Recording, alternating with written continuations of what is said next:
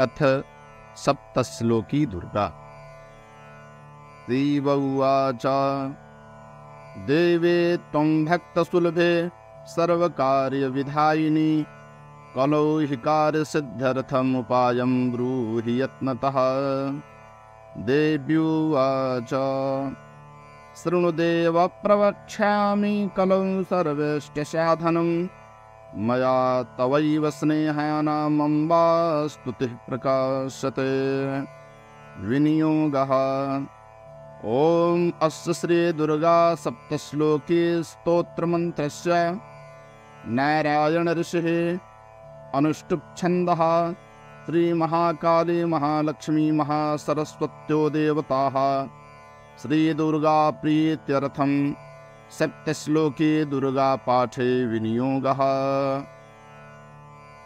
ॐ ज्ञानिनामपि चेतांसे देवी भगवती सा वलादाकृष्यमोहाय महामाया प्रेक्षते।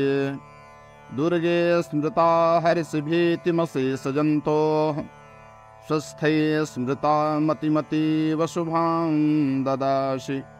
दारिद्र्यदुःखभयहारिणिका तुदन्या सर्वोपकारकरणाय सदार्द्रचित्ता। सर्वमङ्गलमङ्गल्ये शिवे सर्वार्थसाधिके शरण्ये त्र्यम्बके गौरी नारायणि नमोऽस्तुते। शरणागतदीनार्तपरित्राणपरायणे सर्वस्यार्तिहरे देवि नारायणि नमोऽस्तुते।